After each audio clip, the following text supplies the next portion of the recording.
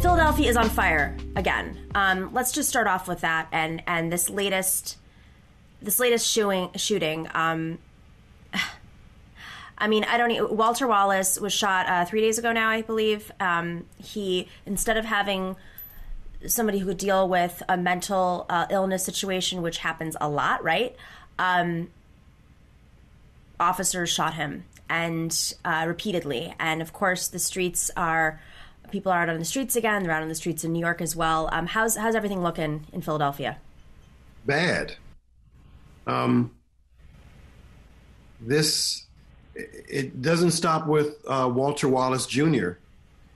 In fact, there's video that shows that police broke all the windows of an SUV that was just leaving, just trying to get out of there, not driving quickly, pulled the woman out of her car and took her baby. Where's the baby now? Do we know? When asked, the police commissioner said she was not aware of the incident. It was captured on video. I don't know. But the fact of the matter is you have someone who's just trying to leave the scene, not driving quickly or anything, just trying to get out and protect their family. The car was stopped, all the windows smashed, forcibly pulling out the driver and her child. We're not talking about a teenager, we're talking about a small child. The video was shocking. And protests have erupted naturally.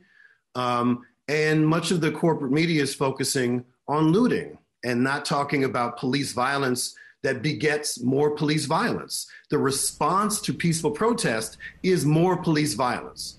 And that is the issue that's not being addressed. And actually, as a result of that, I've expedited introduction of legislation to address this issue by a bill I've been working on off and on for 3 years. And I said, I got to move on it. So I'm introducing HB 2957 PennCore, which creates an independent intrastate body that is accountable to community stakeholders to provide all the services that police simply cannot and have not. And this is actually backed by federal law that has not been enforced since 1953. And we have the power to do that in all states. But it requires leadership and vision and an understanding that these issues that we're talking about are symptoms of a larger systemic problem born of white supremacy and patriarchy and protecting the property of the elite. And the last time this happened in Philly, they protected the big box stores. Right. All of whom have, business insurance and are going to do just fine. But what we're really talking about is the looting of Black and brown communities through public policy for generations. That's right. It's interesting you say this because yesterday we had on activist and world famous DJ Tommy Sunshine, who has been out in New York, and he saw that video in Philadelphia after witnessing before his eyes. Very similar thing happened without taking the child in Brooklyn. Where the same tactics were used, and he saw police surrounding big box stores, banks, and he's been on the streets for the last 10 years since Occupy before, and he mentioned that he had never seen these tactics used before, and then to see it happen in Philadelphia.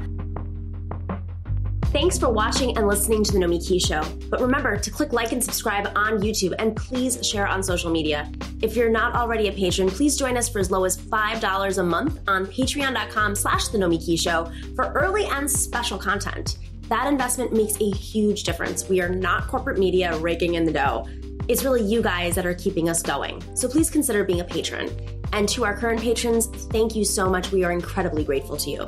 We also now have swag. So check us out on thenomikishow.com to get your mugs, your totes, and your stickers.